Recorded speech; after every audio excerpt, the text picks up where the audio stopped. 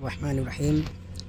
ہرقل شاروم نے ان کے پاس قریش کے قافلے میں ایک آدمی بلانے کو بھیجا، اور اس وقت یہ لوگ تجارت کے لیے ملک شام گئے ہوئے تھے، اور یہ وہ زمانہ تھا جب رسول اللہ صلی اللہ تعالیٰ علیہ وسلم نے قریش اور ابو سفیان سے ایک وقتی عہد کیا ہوا تھا۔ جب ابو سفیان اور دوسرے لوگ ہرقل کے پاس ایلیا پہنچے، جہاں ہرقل نے دربار طلب کیا تھا، اس کے گرد روم کے بڑے بڑے لوگ، علماء، وزراء، امراء بیٹھے ہوئے تھے۔ ہرقل نے ان کو اور اپنے ترجمان کو بلوایا، پھر ان سے پوچھا کہ تم میں سے کون شخص مدعی رسالت کا زیادہ قریبی عزیز ہے؟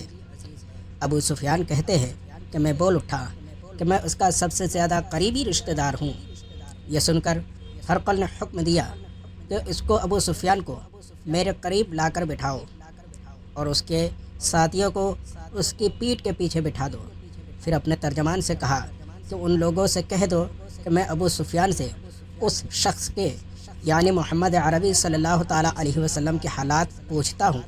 اگر یہ مجھ سے کسی بات میں جھوٹ بول دے تو تم اس کا جھوٹ ظاہر کر دینا۔ ابو سفیان کا قول ہے کہ خدا کی قسم، اگر مجھے یہ غیرت نہ آتی کہ یہ لوگ مجھ کو جھٹلائیں گے تو میں آپ صلی اللہ تعالیٰ علیہ وسلم کی نسبت ضرور غلط گوئی سے کام لیتا۔ خیر، پہلی بات جو ہرقل نے مجھ سے پوچھی وہ یہ ہے کہ اس شخص کا خاندان تم لوگوں میں کیسا ہے؟ میں نے کہا وہ تو بڑے اونچے عالی نسب والے ہیں۔ کہنے لگا اس سے پہلے بھی کسی نے تم لوگوں میں ایسی بات کہی تھی؟ میں نے کہا نہیں۔ کہنے لگا اچھا، اس کے بڑوں میں کوئی بادشاہ ہوا ہے؟ میں نے کہا نہیں۔ پھر اس نے کہا بڑے لوگوں نے اس کی پیروی اختیار کی ہے یا کمزوروں نے؟ میں نے کہا نہیں، کمزوروں نے۔ پھر کہنے لگا اس کے تابع دار روز بڑھتے جاتے ہیں یا کوئی ساتھی پھر بھی جاتا ہے؟ میں نے کہا نہیں۔ کہنے لگا کیا اپنے اس دعوی نبوت سے پہلے کبھی کسی بھی موقع پر اس نے جھوٹ بولا ہے؟ میں نے کہا نہیں۔ اور اب ہماری اس سے صلح کی ایک مقررہ مدت ٹھہری ہوئی ہے، معلوم نہیں وہ اس میں کیا کرنے والا ہے۔ ابو سفیان کہتے ہیں میں اس بات کے سوا اور کوئی جھوٹ اس گفتگو میں شامل نہ کر سکا۔ ہرقل نے کہا کیا تمہاری اس سے کبھی لڑائی بھی ہوتی ہے؟ ہم نے کہا ہاں۔ بولا پھر تمہاری اور اس کی جنگ کا کیا حال ہوتا ہے؟ میں نے کہا لڑائی ڈول کی طرح ہے، کبھی وہ ہم سے میدان جنگ جیت لیتے ہیں اور کبھی ہم ان سے جیت لیتے ہیں۔ پھر ہرقل نے پوچھا وہ تمہیں کس بات کا حکم دیتا ہے؟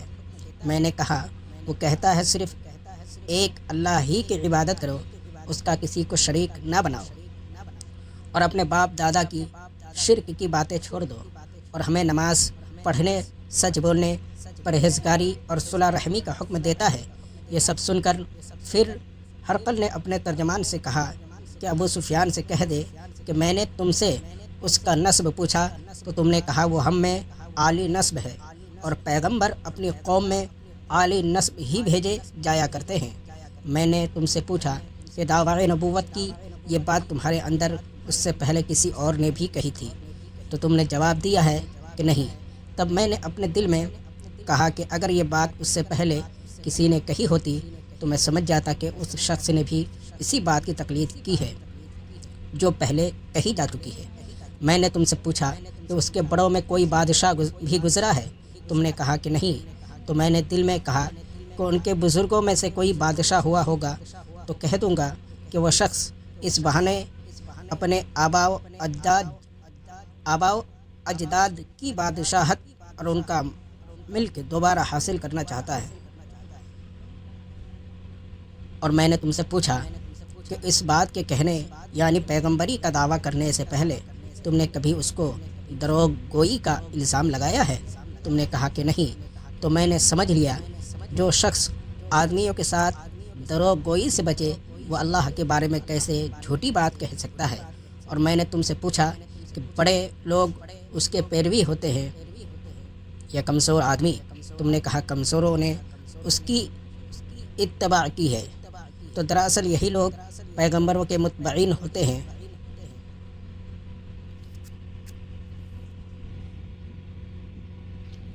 اور میں نے تم سے پوچھا کہ بڑے لوگ اس کے پیروی ہوتے ہیں یا کمزور آدمی؟ تم نے کہا کمزوروں نے اس کی اتباع کی ہے، تو دراصل یہی لوگ پیغمبروں کے متبعین ہوتے ہیں۔ اور میں نے تم سے پوچھا کہ اس کے ساتھی بڑھ رہے ہیں یا کم ہو رہے ہیں؟ تم نے کہا کہ وہ بڑھ رہے ہیں، اور ایمان کی کیفیت یہی ہوتی ہے حتیٰ کہ وہ کامل ہو جاتا ہے۔ اور میں نے تم سے پوچھا کہ آیا کوئی شخص اس کے دین سے ناخوش ہو کر مرتد بھی ہو جاتا ہے؟ تم نے کہا نہیں۔ تو ایمان کی خاصیت بھی یہی ہے، جن کے دلوں میں اس کی مسرت رچ بھی جائے وہ اس سے لوٹا نہیں کرتے۔ اور میں نے تم سے پوچھا کہ آیا وہ کبھی عہد شکنی کرتے ہیں؟ تم نے کہا نہیں۔ پیغمبروں کا یہی حال ہوتا ہے، وہ عہد کے خلاف ورزی نہیں کرتے۔ اور میں نے تم سے کہا کہ وہ تم سے کسی چیز کے لیے کہتے ہیں؟ تم نے کہا وہ ہمیں حکم دیتے ہیں کہ اللہ کی عبادت کرو، اس کے ساتھ کسی کو شریک نہ ٹھہراؤ، اور تمہیں بتوں کی پرستش سے روکتے ہیں، سچ بولنے اور پرہیزگاری کا حکم دیتے ہیں۔ لہٰذا اگر یہ باتیں جو تم کہہ رہے ہو سچ ہے تو ان قریب وہ اس جگہ کا مالک ہو جائے گا کہ جہاں میرے یہ دونوں پاؤں ہیں۔ مجھے معلوم تھا وہ پیغمبر آنے والا ہے، مگر مجھے یہ معلوم نہیں تھا وہ تمہارے اندر ہوگا۔ اگر میں جانتا کہ اس تک پہنچ سکوں گا تو اس سے ملنے کے لیے ہر تکلیف گوارا کرتا۔ اگر میں اس کے پاس ہوتا تو اس کے پاؤں دھوتا۔ ہرقل نے رسول کریم صلی اللہ تعالیٰ علیہ وسلم کا وہ خط منگوایا جو آپ صلی اللہ تعالیٰ علیہ وسلم نے دحیہ قلبی رضی اللہ تعالیٰ عنہ کے ذریعے حاکم بصرہ کے پاس بھیجا تھا، اور اس نے وہ ہرقل کے پاس بھیج دیا تھا۔ پھر اس کو پڑھا تو اس میں لکھا تھا، اللہ کے نام کے ساتھ جو نہایت مہربان اور رحم والا ہے۔ اللہ کے بندے اور اس کے پیغمبر محمد صلی اللہ تعالیٰ علیہ وسلم کی طرف سے یہ خط ہے۔ شاہ روم کے لیے اس شخص پر سلام ہو جو نہایت کی پیروی کرے۔ اس کے بعد میں آپ کے سامنے دعوت اسلام پیش کرتا ہوں۔ اگر آپ اسلام لے آئیں گے تو دین و دنیا میں سلامتی نصیب ہوگی، اللہ آپ کو دوہرا ثواب دے گا۔ اور اگر آپ میری دعوت سے گردانی کریں گے تو آپ کی رعایا کا گناہ بھی آپ ہی پر ہوگا۔ اور اے اہل کتاب، ایک ایسی بات پر آ جاؤ جو ہمارے اور تمہارے درمیان یکساں ہے، وہ یہ کہ ہم اللہ کے سوا کسی کی عبادت نہ کریں اور کسی کو اس کا شریک نہ ٹھہرائے، اور نہ ہم میں سے کوئی کسی کو خدا کے سوا اپنا رب بنائے۔ پھر اگر وہ اہل کتاب اس بات سے منہ پھیر لے تو مسلمانوں تم ان سے کہہ دو کہ تم مانو یا نہ مانو، ہم تو ایک خدا کی اطاعت گزار ہیں۔ ابو سفیان کہتے ہیں، جب ہرقل نے جو کچھ کہنا تھا کہہ دیا اور خط پڑھ کر فارغ ہوا تو اس کے ارد گرد بہت شور و غور ہوا، بہت سی آوازیں اٹھی اور ہمیں باہر نکال دیا گیا۔ تب میں نے اپنے ساتھیوں سے کہا کہ ابو کبشہ کے بیٹے حضور صلی اللہ تعالیٰ علیہ وسلم کا معاملہ تو بہت بڑھ گیا، دیکھو تو اس سے بنی اصفر روم کا بادشاہ بھی ڈرتا ہے۔ مجھے اس وقت سے اس بات کا یقین ہو گیا کہ حضور صلی اللہ تعالیٰ علیہ وسلم ان قریب غالب ہو کر رہیں گے، حتیٰ کہ اللہ تعالیٰ نے مجھے مسلمان کر دیا۔ راوی کا بیان ہے کہ ابن ناطور ایلیا کا حاکم ہرقل کے مصاحب اور شام کے نصارہ کا لات پادری بیان کرتا تھا کہ ہرقل جب ایلیا آیا ایک دن صبح کو پریشان اٹھا تو اس کے درباریوں نے دریافت کیا کہ آج ہم آپ کی حالت بدلی ہوئی پاتے ہیں، کیا وجہ ہے؟ ابن ناطور کا بیان ہے، ہرقل نجومی تھا، علم نجوم میں وہ پوری مہارت رکھتا تھا۔ اس نے اپنے ہم نشینوں کو بتایا کہ میں نے آج رات ستاروں پر نظر ڈالی تو دیکھا کہ ختنہ کرنے والوں کا بادشاہ ہمارے ملک پر غالب آ گیا ہے۔ بھلا اس زمانے میں کون لوگ ختنہ کرتے ہیں؟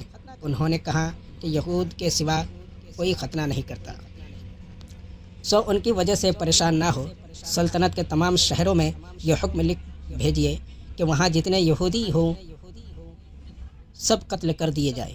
وہ لوگ انہی باتوں میں مشغول تھے کہ ہرقل کے پاس ایک آدمی لایا گیا جسے شاہ غسان نے بھیجا تھا۔ اس نے رسول کریم صلی اللہ تعالیٰ علیہ وسلم کے حالات بیان کیے۔ جب ہرقل نے سارے حالات سن لیے تو کہا کہ جا کر دیکھو وہ ختنہ کیے ہوئے ہیں یا نہیں۔ انہوں نے اسے دیکھا تو بتلایا کہ وہ ختنہ کیا ہوا ہے۔ ہرقل نے جب اس شخص سے عرب کے بارے میں پوچھا تو اس نے بتلایا کہ وہ ختنہ کرتے ہیں۔ تب ہرقل نے کہا کہ یہی محمد صلی اللہ تعالیٰ علیہ وسلم اس امت کے بادشاہ ہیں جو پیدا ہو چکے ہیں۔ پھر اس نے اپنے ایک دوست کو رومیہ خط لکھا اور وہ بھی علم نجوم میں ہرقل کی طرح ماہر تھا۔ پھر وہاں سے ہرقل حمص چلا گیا۔ ابھی حمص سے نکلا نہیں تھا کہ اس کے دوست کا خط اس کے جواب میں آ گیا۔ اس کی رائے بھی حضور صلی اللہ تعالیٰ علیہ وسلم کے ظہور کے بارے میں ہرقل کے موافق تھی کہ محمد عربی صلی اللہ تعالیٰ علیہ وسلم واقعی پیغمبر ہیں۔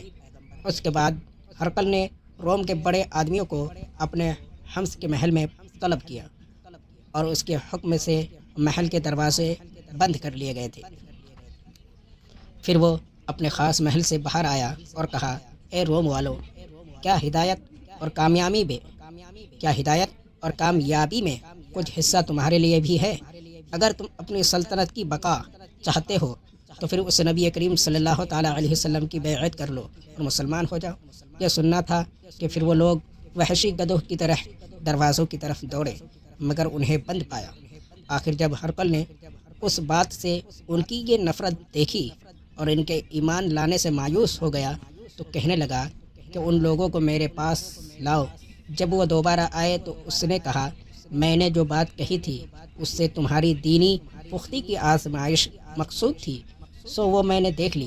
تب یہ بات سن کر وہ سب کے سب اس کے سامنے سجدے میں گر پڑے اور اس سے خوش ہو گئے۔ بالآخر ہرقل کی آخری حالت یہی رہی۔ ابو عبداللہ کہتے ہیں کہ اس حدیث کو حضرت صالح بن کیسان، یونس اور معمر نے بھی زہری سے روایت کیا ہے۔